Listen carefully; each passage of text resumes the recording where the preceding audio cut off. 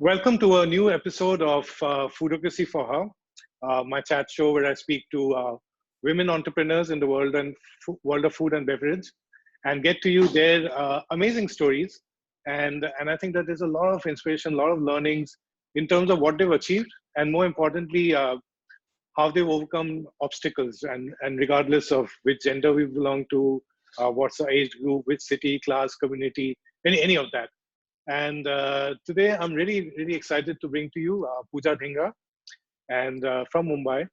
Facebook tells us, memories tells us that we've known each other for about 10 to 11 years, Yeah. right, Pooja? And you know, your growth since then has been absolutely phenomenal. So I don't really know whether one should do one of those things of introducing who you are, or maybe let our chat do that, right? I think that uh, I think that's a makes good idea. Yeah. Thank you for makes having me. makes no, no, it's I yes. still remember that day that we met so clearly because it was at Roshina's house 10 years ago, around 10 years ago. And my brother, there was a book launch. I don't remember that was Yeah. happening. And my brother was doing the food and I got the dessert. And I'll never forget it. And it's the first time we met and you ate it. And you know, you were like, I'm going to mention this in my blog. And I still remember waking up the next day. I was so excited to see it up there, you know, someone who had eaten it and written about it. So yeah, it'll always be very special to me. Did I say that? I'm going to speak about that on my blog. That doesn't sound like me, but Yeah. maybe. But I remember because you know you came with those the pink boxes, which are so Yes. characteristic of you. In fact, you were talking about your label design recently on Instagram of the new hot Yeah. chocolate range, and I saw that so much thought goes into it because you said, should I do clean design or Yeah. slightly more classic? And I thought it was lovely design. But I'd never seen macarons before that. And I knew the macaroons, Yeah. which you get in Irani cafes, the more Italian side of it, which So I was really, and that time there was no chocolate that day. I think there was passion fruit and more Correct. exotic flavors. But what I do remember more than saying I'm going to blog about it is packing all the extras and taking them home. And my wife's not a very dark chocolate flavor, as you know, Yeah. but she loved them. And since then, of course, she's become a fan of your dark chocolate Yeah. macarons, the It's our tradition. birthdays, It's our the birthday tradition. birthday. Yeah. Yes, dark chocolate. And I remember whenever we travel anywhere across the world, whether it's Prague, Paris, when I've earlier been to, Sydney and Melbourne and trying macarons over there.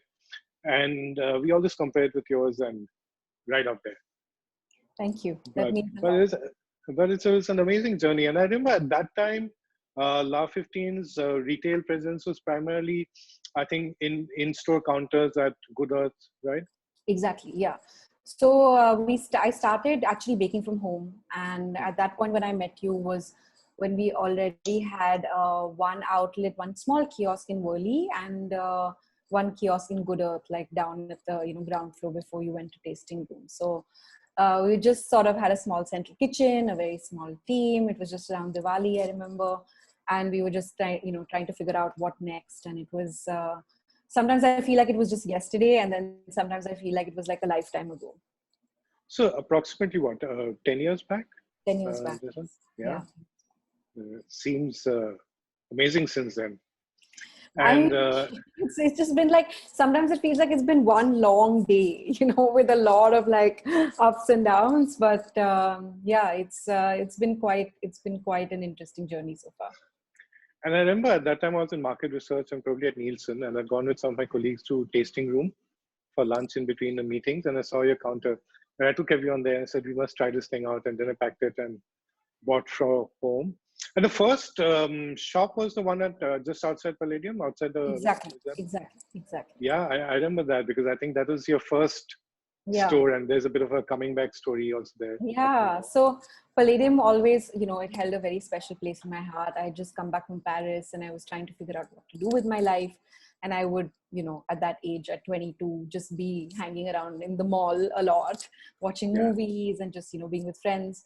And I would always dream of like, one day I'm going to have a spot here. One day and we used to go to Indigo Delhi a lot at that point. Yeah. And I remember, always sipping my coffee and looking out and thinking someday I'm going to have a spot here. And then, as luck had it, I actually got a spot that I could see from Indigo Delhi. So I could actually sit there and look at the shop. And many times, like when I think of like I have this belief or the saying of how thoughts become things. When I have really dark days and when I have days that I don't believe in what is happening, I have to remind myself of all these instances and be like, it works out. Yes, in fact, I remember that shop very closely because we were talking about the chocolate cakes. I must tell people about this story. This was 8 years back, I think. Yeah. So 8 years back, my wife's birthday, August, a couple of months back. And suddenly on the day of the birthday, I realized that I'd not ordered a cake. And my wife loves dark chocolate. She loves the desserts, canas. And I always try to do something special, something different, for her.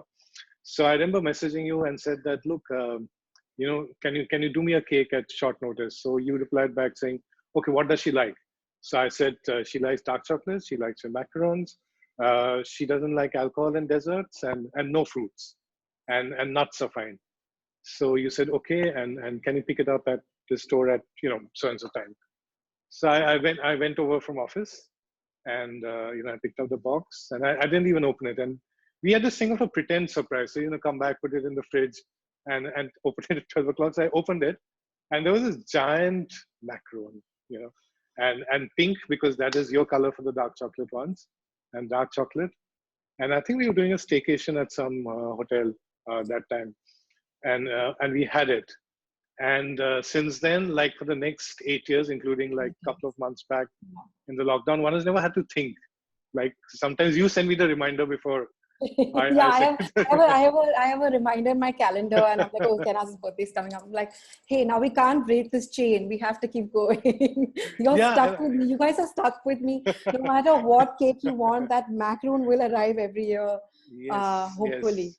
yes, yes. And then sometimes you ask me what to write, Yeah. and then I'm a bit conscious because we put everything. I mean, all of us put everything Yeah. all up, and I'm also conscious of the fact that whatever I'm writing is going to be up.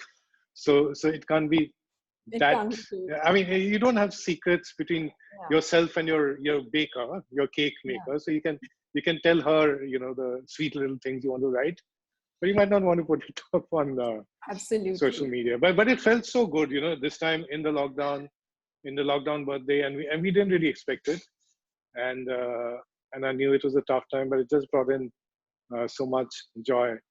It's a wonderful business to be in, right? To be in food, and within that in confectionery, Yeah.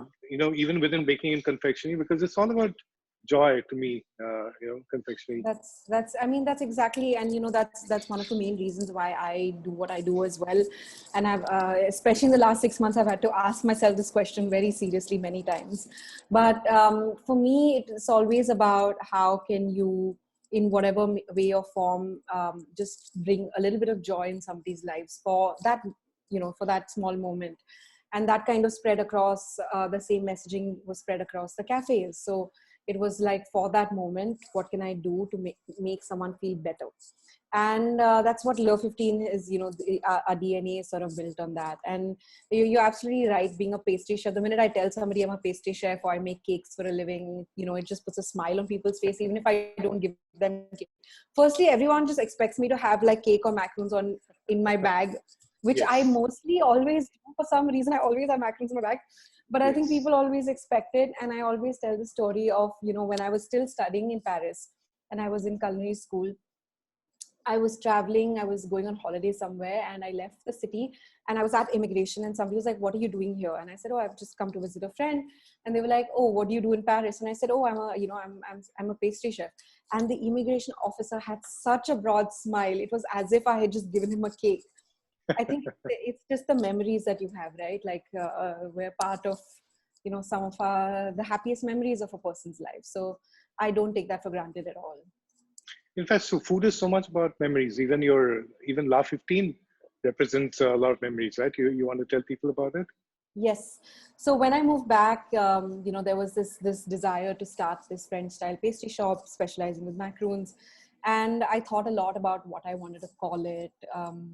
Many names came up, and, the cliched of like sweet something and temptations. And I was like, no, I don't want it to be, the name shouldn't represent what we're actually selling, but I wanted it to be a feeling. I wanted it to feel like, for 1 year, that, when I was 21, I lived in Paris for a year. And for that 1 year, Paris was my home. You know, it was literally my home away from home. I had the best memories of that time. And I just wanted people to be transported to, I wanted to somehow make this feeling tangible. So Le 15 was the 15th, stands for the 15th arrondissement in Paris. It's where I lived, it's where the Cordon Bleu is, where I studied. And just for that little time when you walk into our store or you deal with any of our products, packaging, ideally to be transported to Paris is what the dream was back then. Yeah. But there was a bit of a reverse dream which also happened for you, in a sense, because we went to Paris, I think a couple of years back on a holiday. And first of all, I think what he said was very interesting, because whenever people talk of Paris and the French, and in fact, recently we were watching the first episode of Emily Emily in Paris. Paris. Oh, And, it's yeah. always about, the French are not nice or not rude, are rude and stuff like that. And I must say that, the 10 days or 12 days we spent over there a couple of years back, we had excellent memories, and with everyone was so helpful and things like that. But the thing is that whenever we go to a macaron place, whether it was a tiny Maxim store at Montmartre near the cathedral, or of course Yeah. the famous Piera M1, or this is the other one which is famous. So La whatever. Durée is quite famous. Yeah, of course, La Durée. And then the one with Champs-Élysées and all that. We'd always go in, and we'd get transported to Mumbai and La 15. So there's a bit of a Wow. reverse. No, I'm being honest. I'm not saying this Yeah. because Yeah. we are friends or things like that. Yeah. But we honestly feel that. And Thank you. but you were supposed to be a lawyer, right? Yeah, for a very brief 2 weeks. So I think somewhere when I So was 16, 17, when you're figuring out what you want to do with your yeah, life and how that pans out. So I think like I've always been baking. I've been baking since I was 6, and it's always been a big part of my life. But I never really saw it as a career option. So when time came to decide what I wanted to do, someone floated the idea of law, and someone in the family, and I was like, yeah, this could be interesting, maybe I'll do that. And I got into a law college in Mumbai. I went for 2 weeks, and it was like when you know in your bones that something is wrong. yeah. I just didn't see myself doing that for the rest of my life. I knew that I wanted to do something with food. Owning a cafe was the dream.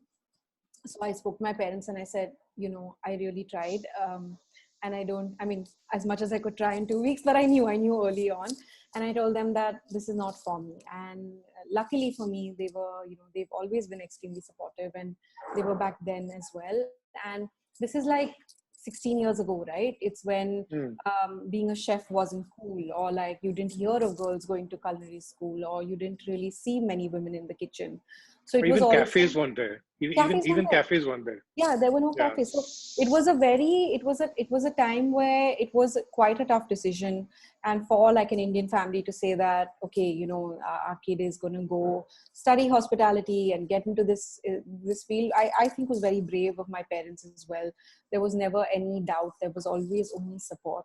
And so I left. I quit law in 2 weeks, and then I moved to Switzerland to study hospitality. So I want to sort of dwell a bit on the reality of running a cafe, because I remember maybe a couple of months seeing Instagram status from you, or if it is Instagram. But the thing is that when you're living in the public eye, then there are a lot of people who sort of reach conclusions, and they give comments. Like today, I was frying sausages, and I have some 45,000 followers versus your 7.8 million. But someone said that, why don't you use a smaller pan? And I'm like, okay, first is you can get me a smaller pan. Two is you can find me some space in the kitchen cupboard to put one more pan in. And like, no, but going over the thing, but you raised a very serious point that you said that you met someone somewhere, and you realized that that person had the impression that you're actually a rich South Mumbai spoiled girl, Yeah. and all of this came very easily to you. So how do you feel when that happens, and how do you get your focus back to work? Because that's not the truth, right? You're not a rich South Mumbai girl. It's very Or are far you? from the truth. I like I said in that article as well, that I'm definitely privileged, and I understand my privilege. I understand the fact that my parents could afford to send me to school abroad and could give me that initial investment to start my career is already puts me ahead of many other people, right? I get that. I'm completely, but I don't want to negate all the effort and work that's gone into building this over 10 years. And I know the cost of what it's taken to get here, right, in terms of just personal life, in terms of just everything else.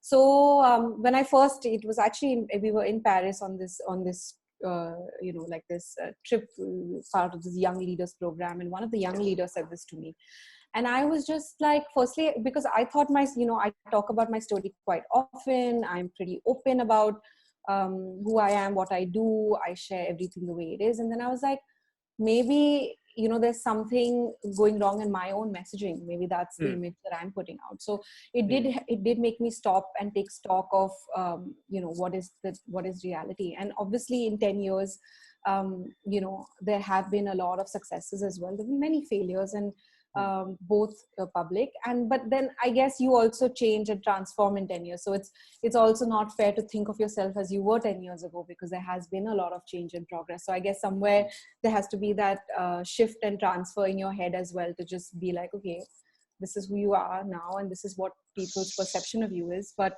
who are you really? As long as you know who you are really and what really matters to you, then nothing else matters.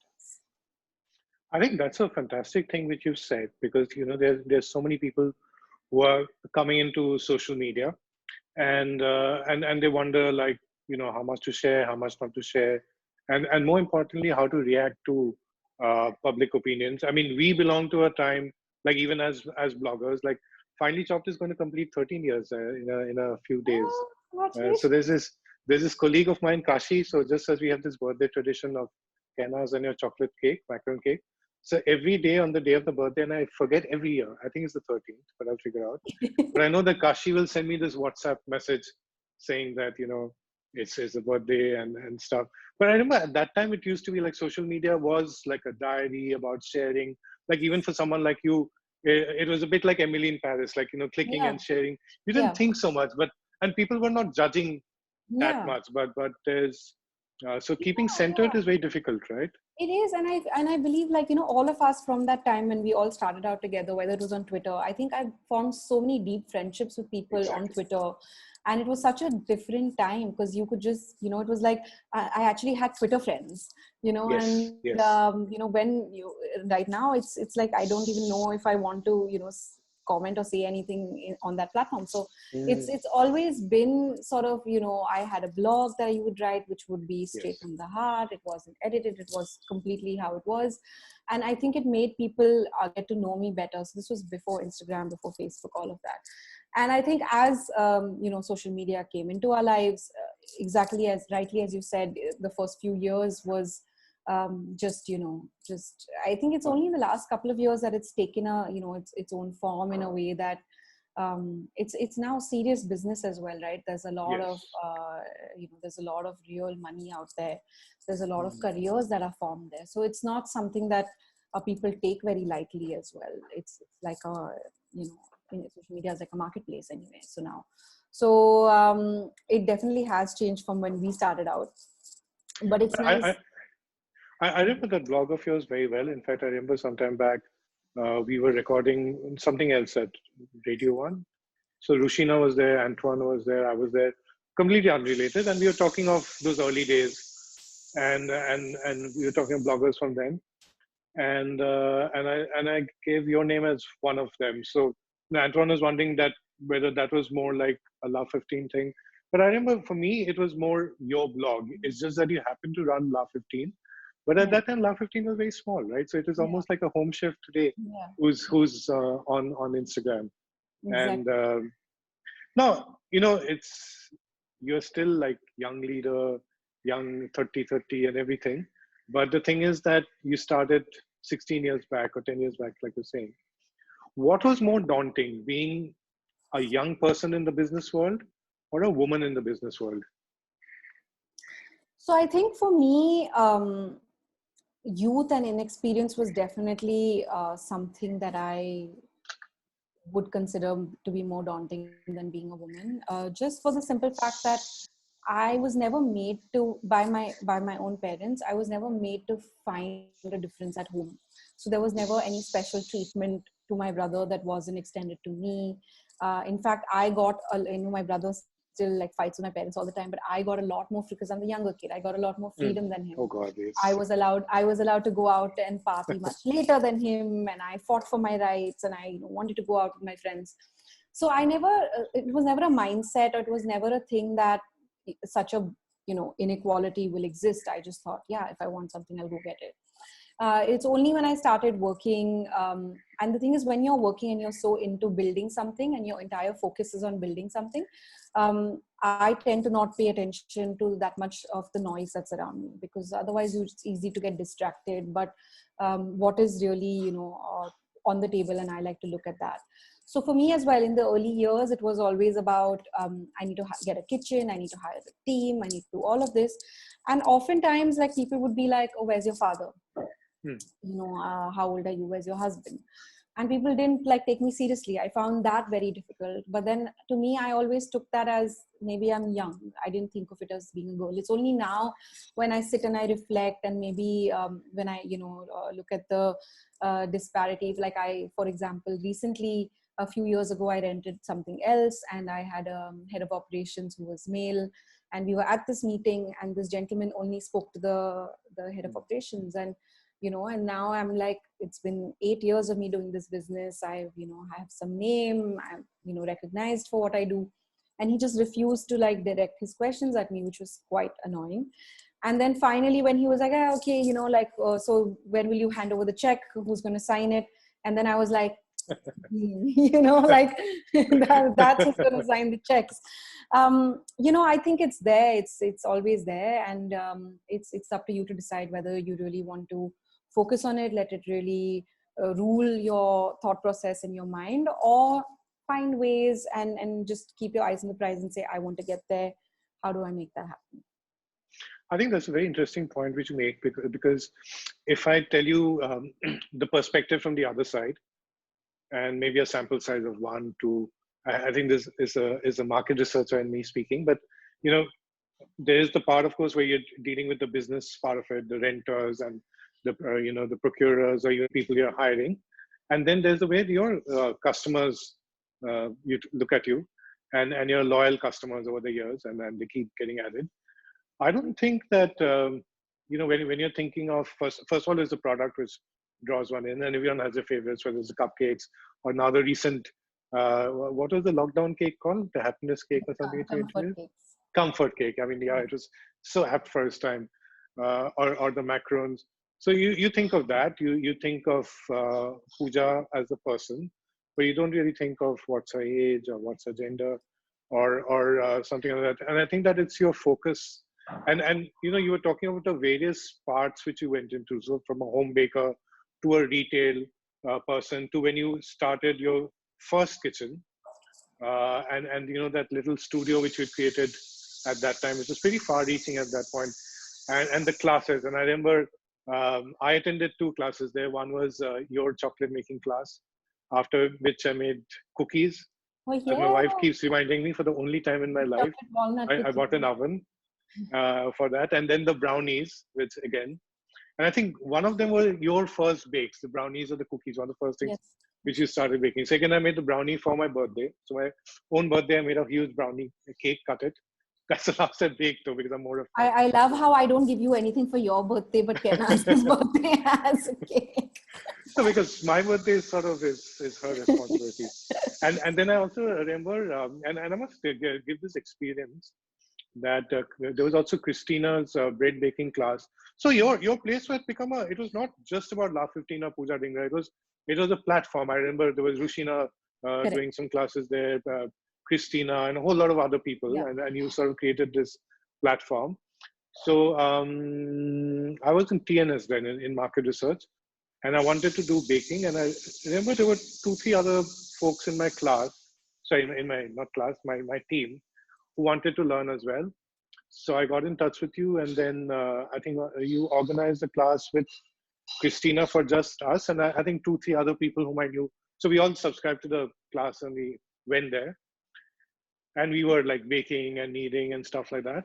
And the thing is that the girls from my team, who were my juniors, had more experience at least with kneading, and they probably even baked and stuff like that. While I had, so suddenly, like I was either a vice president or senior vice president. I think vice president, and then there were my juniors, and but in that class, like they were the seniors and the bosses, and I was, so it was such a lovely team building exercise, which was We're again the actually, forerunner. yeah, Yeah. we're actually bringing Studio 15 back online for 8 weeks.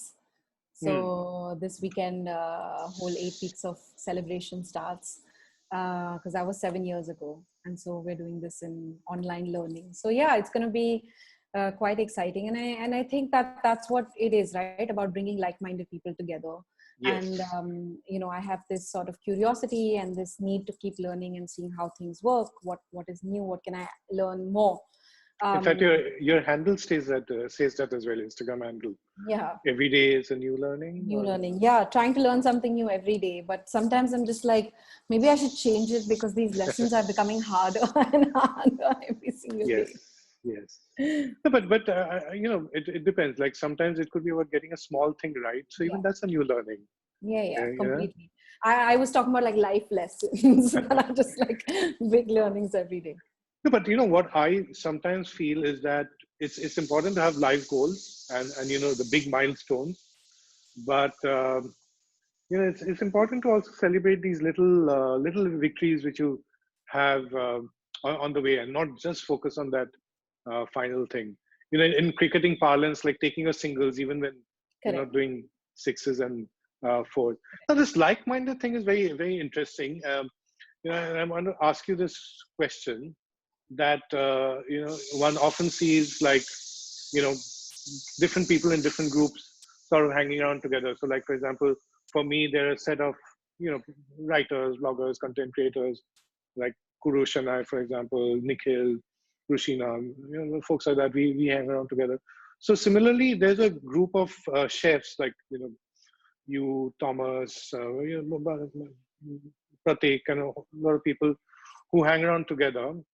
Alex, now is that and you all come from disparate businesses, but isn't there a sense of competition, or is it like everyone?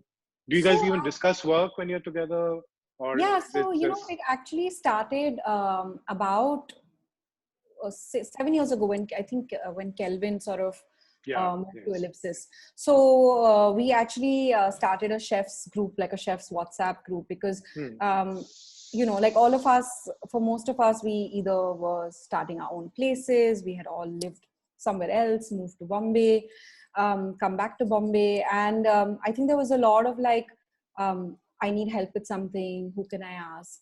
And it just became a great community that that came together. So we actually started hanging out every Monday night, because as you are if you're a chef or you run a restaurant, you understand that your time is never your time, and the time that your friends have off, you are never free. So hmm, that's what I was saying. The first few years of Love 15, I missed out on so much. I lost out on so many friendships, relationships. I lost out on, I was never available to go for any weddings. I just physically was exhausted all the time. And I know that there has to be work-life balance, and you can't let work overtake you. And you hear all these things, but also when you're building something from the ground up, it requires for at least a certain time, it requires an amount of dedication that it's like raising a baby, right? The first few years requires a lot of intense work, and then they kind of take care of themselves. So for me, that those initial years were very tough, and I think that I finally found a group of people who were going through the exact same thing as me. So whether it is Karishma Dalal, who owns Bombay Salad, who's one of yes, my best friends, who I can call up at any point, speak to every day, and we always discuss how our day went and how what are we tackling at work today. Can you help me with this? Same thing with all the other chefs, like whether it's Thomas, whether it's Kelvin, Manu, whoever it is, right? We're all whether it's Kenaz from Rustam. So we all are, super tight. I like to think that it's a great sort of bond that I share individually with all of them. And it's great to see that come together as well, whether it is in celebrations or pre-COVID, obviously. Now I've managed to get all of them together for Studio 15, which is launching next weekend. And yeah, quite exciting to see that happen as well. I picked up two very interesting things from what you said, and I think even for people who are like starting off on their own, one is this importance of keeping a bit of a balance between focusing on what you want to do and your life, and the fact that maybe it gets phased across time. So the beginning could be a different period. But I think the bigger learning for me is that, I mean, each of the names whom you mentioned, whether it's, Manuchanda, Karishma, Kelvin, Thomas, like, Kanaz or Rustam, I mean, each of you is a very big achiever in your field in terms of what you've achieved, and people look up to you because of what you've achieved. But the fact that you're there sort of for each other, supporting each other, and the fact that you don't have any hesitations in calling out to people and asking for help, I think that's a great learning. I think in terms of doing your own thing as well as like the community building. I think that's big Yeah, I learning. mean, most definitely, right? And especially over the last 6 months, it hasn't been an easy time. So for me, in the first 2 months of this lockdown, there was a lot of support from a lot of, friends, chefs that are, I would call them friends before chefs, but, Yes. just understanding how are they tackling with this situation? How are they handling things? Seeing things from a different perspective. It's always really good to understand. And I think that I think in any industry, it's kind of great to have that. And I don't think the food industry had that about, 10 years ago, 10, 11 years ago. It's only like since the last few years. And you see it across cities as well. You'll see all the chefs in Delhi that are really good friends. You see it in Bangalore. And I mean, I think it's just for our sanity. We need to, because you need to find people who understand what this crazy life is like and what you go through on a day-to-day basis and can relate to you. I think that's also a reflection of the way the world has changed. You said it was not there before. If you see the restaurant industry earlier, it was run by business folks, um, and then they had people who were cooks, not chefs, and so they were like more like staff, and in their own silos, and this thing of like someone being a chef who's being at the forefront of the business and with their personalities and this thing, and therefore that networking which probably happened in. So I think it's probably a bit more of the restaurant business becoming a white collar business rather than earlier being more a blue collar and complete B2B sort of things. I think it's a Correct. reflection of that. Yeah. And of course, it's not that there weren't like communities before. Like, Yeah. I mean, there's so many restaurant workers and staff who've come from Correct. outside of the city, and Yeah. they hang together or they stay in the same place. But I think it's a good. I think there weren't that many. You're right. There weren't that many also standalone restaurants, and so you would have like hotels, and there were mostly like people from the same hotels that would always be Yeah. together. But this cross sort of pollination thing, I think, even is just the advent of just standalone restaurants and cafes. And hotels were more like corporate, so it's like a Unilever and a P&G sort of thing versus a standalone. Correct. But I want to now come to the period of the last 6 months, 7 months, and you've mentioned Studio 15 right now. You've been doing a lot of things, but it was a bit different 6 or 7 months back, and I think that um, a lot of the demons were, of course, inside, which you were not Yeah. privy to, maybe like your friends and just in confidence were.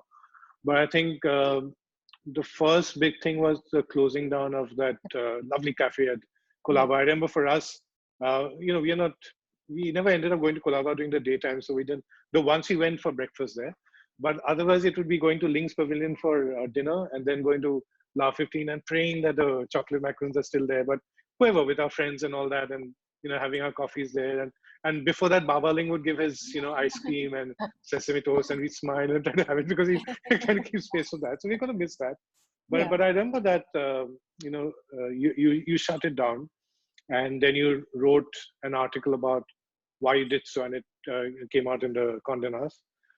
And in a way, I think it was a reflection of what you were feeling, as well as what so many people in the restaurant industry must have been feeling. Do you want to talk us a bit through that time, which Yes. was so dark? So, I mean, I think for most restaurants or I think David Chang put it really well in his article in the New York Times, where he said, like, it's almost as if aliens have come down from the sky and pointed at the restaurant industry and said, I'm going to take all of you out. And the thing is that it was just something that, as much as you say, I didn't see it coming, nobody could have ever seen anything like this coming. So it was one thing that I think, it's hit our industry the most and we've kind of, nobody, none of us could ever see anything like this happening. Like I say, as an entrepreneur, you learn many things, and every day is a challenge and a battlefield. But even for me, like, something like this was unexpected. Like, I remember when I think Gauri from the table called me saying that Yes. they're going to close for a few weeks because COVID had just sort of started. And in my head, that was impossible. Like, we've been running for 10 years. I think we have never, even for one day, been shut, except for like monsoons when there was that crazy rain. Other than that, we've always been going. So I was like, just that first fact of shutting it for a few weeks was scary. And then once we, said that this was the best thing to do, it was about the 18th of March. We said, let's close to the 30th, and then we'll figure it out. And when we the first week was okay, you're still confused, you don't know what's happening. I just decided to take a break, sleep, catch up on, I hadn't rested in a while. So I was like, I'm just going to rest. And then slowly, when April came along, there were questions of like, okay, can you restart? Do you want to restart? What is going to be like when you restart? And the more I asked myself these questions, the answers were not really looking good. And in the article I say that I've always been a super emotional person, and everything has always been driven by how I feel and how instinctive I am. But for the first time, I kind of put that part aside and said, just look at it logically from the numbers perspective. We don't have a lot of runway, we don't have a lot of cash in the bank, contrary to like what people may believe. Like, this is really something that I built from the ground up. And we do have a set of investors that we got in 3 years ago, and that has helped the business grow. We opened the cafes, all of that. But we were looking at the next step, which for us was going to be the packaged goods market. We were going to look at scaling Layer 15 in the packaged form. And that's what I've been spending the last 2 years working on. And suddenly now, one thing was going well, and now everything was like completely halted. And I just had to look at the scenario. I knew that the restaurant industry is completely going to be decimated. We didn't have that much runway, and I just had to cut my losses. So I knew that if I wanted the business to survive in whatever way or form, I had to take some hard stops, like hard decisions. And it was definitely the most heartbreaking thing I've ever had to do, because this was a passion project. This was something that I've dreamt of since I was 16. Finding that location was, I think was destiny, and the way it came to me, and I found it, and I found the money to put it together, and all of those things, right? So it was definitely not easy. And there were many, many dark days, just like where your mind doesn't even want to go. You're like, okay, but what if I lose everything? And then, I was actually sitting one day and making a list of pros and cons of keeping the business alive or not. And this, after we've just celebrated our 10th anniversary, and, just been like, Yes. oh, we made it The 10 balloon. years. Yeah. And you're like, you The made it through balloon. 10 years. Yeah, the balloon. Well, like, you made it through 10 years, right? Like any business, 10 years being successful really like means something big. And now suddenly it was like, shut everything down, shut something down. Like, what do you do? So yeah, it was definitely challenging. I mean, it's gotten better, but we're still, I don't know when the pandemic will end, so I don't want to speak prematurely. But yeah, Yes. it's been its journey the last 6 months. Yes. I remember you said 30th, and it's been actually 7 months now. Yeah, isn't And that crazy? yes. And even though, I mean, now I think from yesterday, restaurants can open where people can sit in, but I think that um, consumers are wary, and so are restaurateurs. I mean, there's this responsibility towards the staff, towards themselves. Of course, there's also a thing for running a business and livelihood, that's understandable. But Yeah. I guess everyone will find their own. So what I'm interested in, and I'm sure so many people are, is that from that those dark moments, and it's difficult for us to comprehend it from outside. But from those dark moments, how did you pick yourself up? Like, was there something special you did, or what did you do? So, I mean, you know, so for the first 2 weeks, I think I was completely, you know, the help and support that I thought I would get, I didn't get. So I knew that whatever I have to do it myself for the time being. And I actually started these leadership coaching, like the CEO leadership coaching classes in sessions in Feb, which actually my coach has really helped me through these last 6-7 months. And the first thing that we did in one of our sessions was we look at, you know, leadership as there's this Chinese word which is Weiji. It's I don't know how you pronounce it, but it's Weiji. And you know, it's the first part is crisis and the second part is opportunity. So you can either look at a crisis and just give up and be like, this is a crisis, I can't do anything about it, or you can just find the opportunity in the crisis. So after going really dark for a couple of weeks, I sort of decided that that's not who I am, right? The person I am is I think grit is what, you know, one of the qualities that I think would embody what I think or what I do. So I was like, okay, let me look at the situation at hand. What is the best opportunity that I can find with the crisis that's in front of me? And I think that then that helped me kind of get out of that funk, put, you know, some stuff into place. I had a great support of my family and my friends who were there to, you know, just be there for me. And then we said, okay, we're shutting the cafe. And when we shut it, I know that I was really, oh, sorry, Kalyan, 1 second, my battery is going to run out of my No laptop. worries. No worries. Even I kept the thing charging because my battery was almost over. Take your time, please.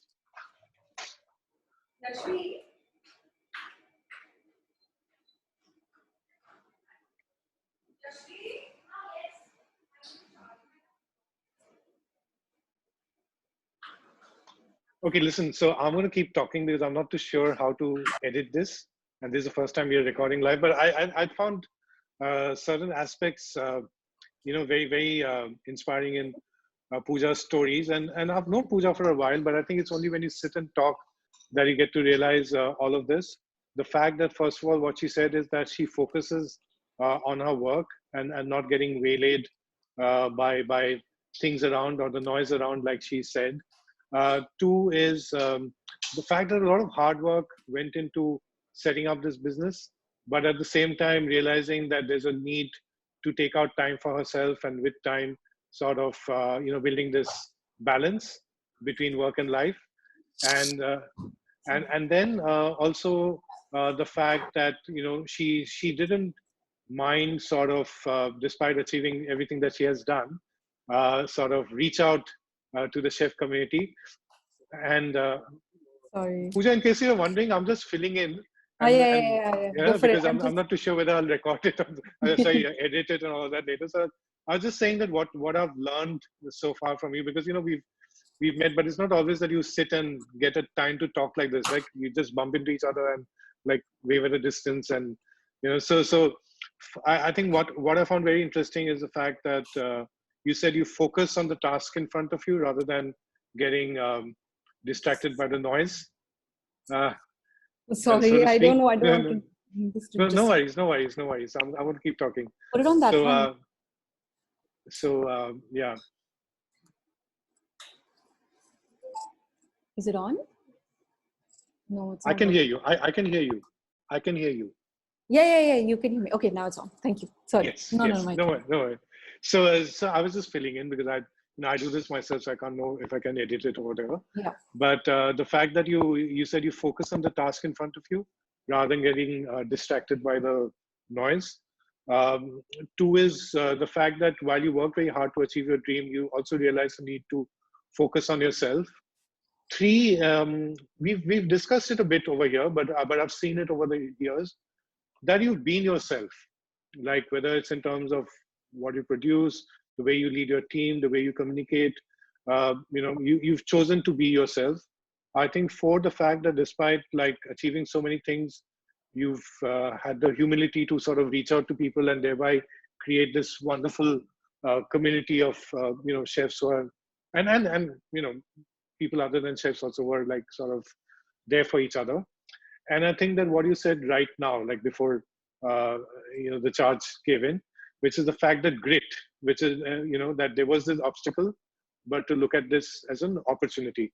So we were talking about the obstacle, which is the pandemic, the closure.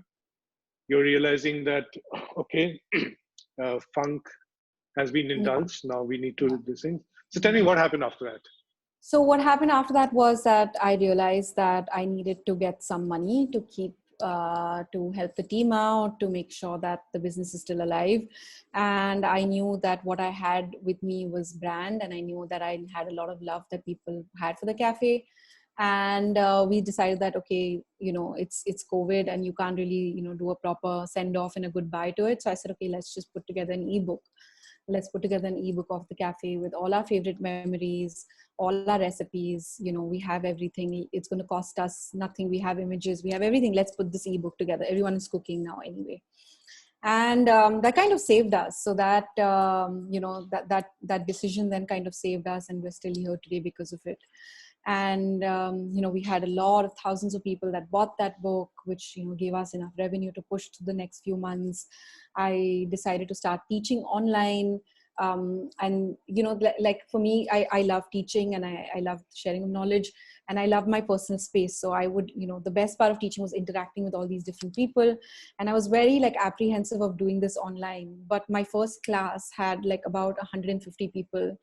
And I was just like, I could have never done this in my own space. And suddenly, the barriers of time and space, I mean, doesn't matter. Like you have someone logging in from the US and someone coming in from South Africa and Australia, and everyone's there on this platform, and you have this, thing digitally. So I was like, this is even better. And so I started doing classes. We actually did 2 books. Everyone was like, we're really missing Law 15. We're baking a lot. I said, you know what, let's just do the best of Law 15, make our desserts at home, and it'll help us. And we somehow, we managed to make it to July. I was, because of these things, I could pay my team that, that we retained. I could pay them their salaries, even though there was like no actual revenue coming in from the patisserie. And yeah, so I, like yesterday we did this round table with the team. We do this leadership circle every month, and we talk about one of the things that all of us is really proud of that we've achieved in the last couple of months. And the team was like, what about you? And I was like, just the fact that we're still alive and that we're here and that the business is still going. I think that's, the thing that I'm the most proud of. And tell us a bit about now the new business introductions which are happening, like the cocoa, for example, the hot chocolate, and then the new store at Palladium. You've opened a store at a time like this. Talk us through that. Yeah. So, I mean, the Palladium store was ready to be opened on March 20th. We were supposed to open pre-COVID, and then it just went on pause. And then when malls were opening up, they reached out to us and said, do you want to open it? And I had already made all the investment in the store. I paid my deposit. I'd done everything. And so I was like, you know what, let's just take a chance. Everything is ready. It's not going to cost us anything to keep it up, to get it up and running. And it'll just be like a great, that was like my another, like, my love for Palladium. And it is a great spot, and it's, quite a big frontage. And we just decided to go with it. And it's been 2.5, 3 weeks, and it's quite promising. Obviously, starting something at this time is not ideal, but at the same time, looking at the numbers and looking at the number of people in the mall, sometimes I'm scared because I'm like, why are there so many people out there? But on the other hand, I'm at least like happy that we're managing to do well there. I must say that when I saw the post and the announcement, I think it's a sort of a funny image, but it gave a lot of people hope, the way it did in the 80s, maybe 70s, and maybe a bit 90s, when people would see these Amitabh Bachchan and later Mithun movies. When they were kids, then they would be outside the huge gleaming building at Naiman Point, not Switzerland back then, and then they grow up, and in walks Amitabh Bachchan and later Mithun Chakraborty with maybe Pooja Dhingra's face. So because that's what it was, because the small counter outside of, the Yeah, air-conditioned yeah, yeah. glass front of Palladium to now back, like right inside.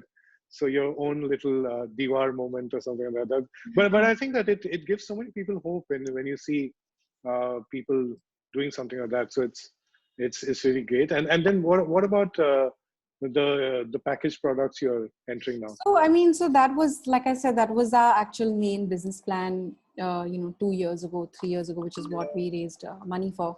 And it was actually quite difficult because, just it's a different ball game, like getting something, like I have had to unlearn everything I knew from baking and pastry and learn everything again.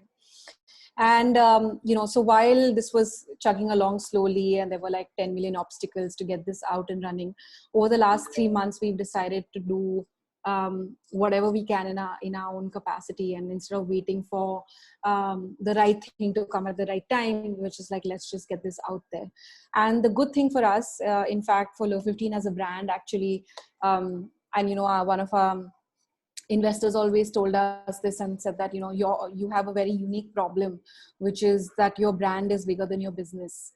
And he's like, that's a very good problem to have, because you can so easily solve for it. Most people struggle for the other thing. So, we realized that we do have a very large online footprint. Everything is anyway moving online. All these new habits are being formed, which would take like years to change. Me, like, I've become such an online shopper and directly Yes. buying stuff from pages. Yeah, it's really changed, right? And so for us, we're like, we already have our customer base. Brands would spend a lot of dollars trying to acquire Yes. new customers. Our customers are ready, so we're like, how do we make sure that we make great products that we can ship directly to them, and make this ecosystem of this direct to customer sort of model till we reach a scale where we know which products do really well, which we have a 90-day or a 6-month testing ground of what really works, and then we pick the products that we think will scale very well, and we say, okay, this is what we want to scale. So we're in that testing phase of checking what works, what doesn't work, what customers like, what are the price points that work. So it's like a testing ground, and for us it's great because we have instant feedback. We know when people love something, when they hate something, what they'll pay for, what they absolutely won't. So yeah, it's a good place to be in that aspect. No, I completely get what you're saying about the power of the brand, because I remember, like, the day you said that Bandra Lot 15 is opening, like straight away we went and ordered. Um, like I know a young writer friend of mine from Calcutta. I think she ordered your hot chocolate and had it this morning. What I find very interesting is that you speak so expertly and confidently of marketing speak and marketing lingo, and I can say this with a fair bit of experience, since I belong to this world. And you're not, to the best of my knowledge, an MBA, or you've not really worked in a corporate setup or a consulting. But I think that that's also very encouraging, right? Because often people feel that, I mean, how can I start a business? Okay, maybe I'm a housewife who cooks, or I'm a young student, boy or girl, who likes to bake. And of course, you've got Shivesh's example. Yeah, one of your early proteges who's such a big name in himself. Yeah. Yeah, in fact, I must say, I was doing this class on building a brand on Instagram the other day, and I gave you and Shivesh as case studies, which people would know, and of course your own set of fans. But I think that's quite encouraging, right? I mean, any message from you for people like that who feel that, how can I do this? Honestly, for me, I remember, so while I don't have, my degree in hospitality had some business aspect to it, and we did have a marketing class. And I think that for me, in that class itself was, the first few, I couldn't get what the value system they were talking about. I couldn't understand very theoretically what that class was about. But I think that everything else comes very naturally anyway. If you're an entrepreneur and you're entrepreneurial, it comes very, at least it came to me very intrinsically. Like, this was just things that I would think of, like, okay, for example, if you're a home chef or a home baker, you know for a fact that nothing is better than word of mouth, right? No amount of money that you spend on advertisement will be better than you eating that macaroon that you tried that day that I got at Rushina's house, and you tasted it and you're like, oh, this is great. And because you like something, you'll go and tell 10 other friends about it, and then they'll eat it and they love it. So for me, the intention was always, we've never had marketing budgets. We've never had money to spend other than just giving people our products. And I truly believe that that is something that everybody can do. So, it doesn't cost a lot. It's what sampling what people do in supermarkets, right? It's about the more you get people to try your product, the more they like it will work. So I don't think you should be intimidated by the fact that I don't have either marketing money, I don't have knowledge. Right now we have all these social media tools for us, which are all free to use. And you just have to know what, who your audience is and how to reach them. I think that is, once you align those, everything else will kind of fall into place.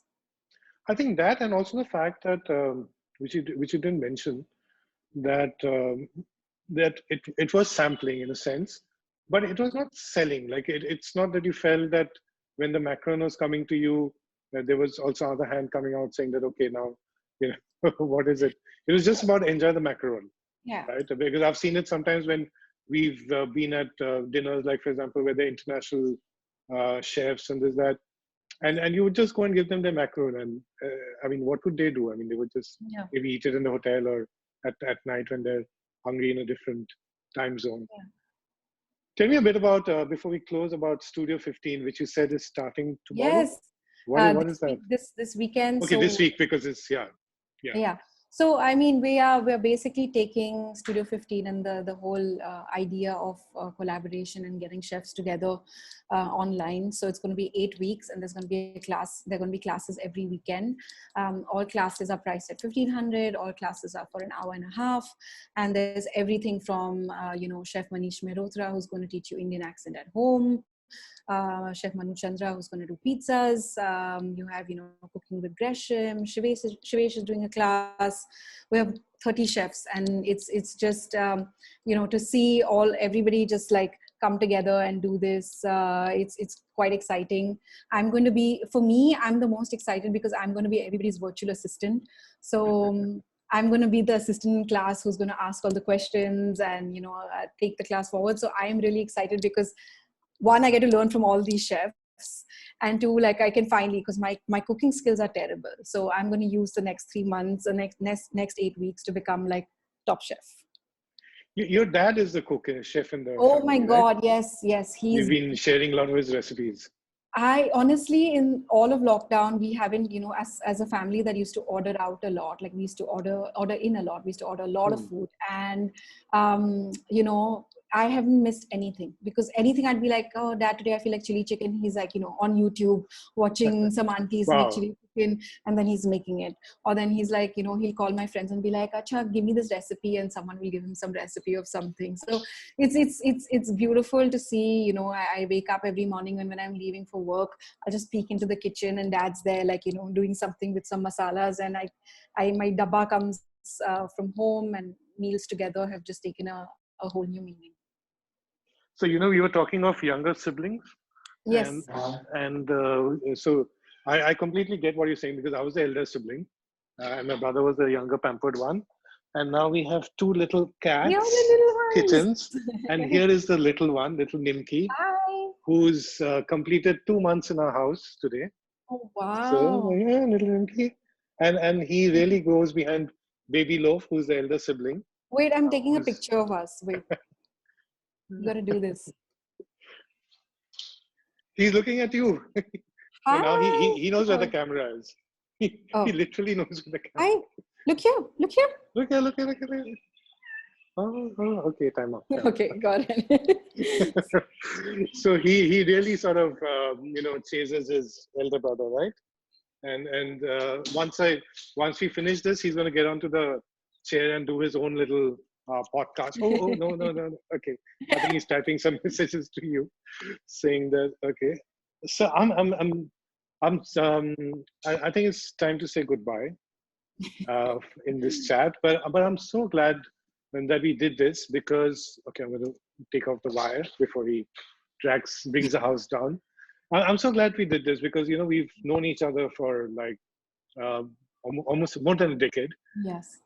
I don't think we've really had an opportunity to sit down and chat like this, except once when I interviewed you for the channel which I ran with IFN, Correct. when I think your second book was coming out or things like that. But I think that in the course of our discussion, I mean, I've been observing things which you're doing, but today one got a peek into the way you think, the way you approach life, and I think that there was a lot for me to learn in that. I'm already thinking when I'm listening to you, should I try this? Should I try that? Including for the first time doing a Zoom recorded interview, which I think is going to be a great idea. I think then you're not sort of focusing on the comments which come in on That just stories and all that. And yeah, I mean that was a bit of the early days of the lockdown, but I think there's a lot to learn in terms of the focus, the way you take on obstacles, the way you're just moving ahead, and the fact that what you just said in terms of being a virtual assistant to all the chefs, which talks about your spirit of wanting to learn at any given point. I think often we tend to forget that. I think that's maybe could be a younger sibling thing, because as an elder sibling, you're supposed to have a slightly more dominant personality. So I think that's something which I need to learn about. But thanks so much, Pooja. It was absolutely fabulous talking to you. Thank you so much for having me. And, Thank you. And I'm sure that there are lots of people who are going to leave with lots and lots of takeouts. So take care. All the best for everything that you keep doing. Thank you. Bye. Thank you so much. Bye. Bye. Bye. Bye.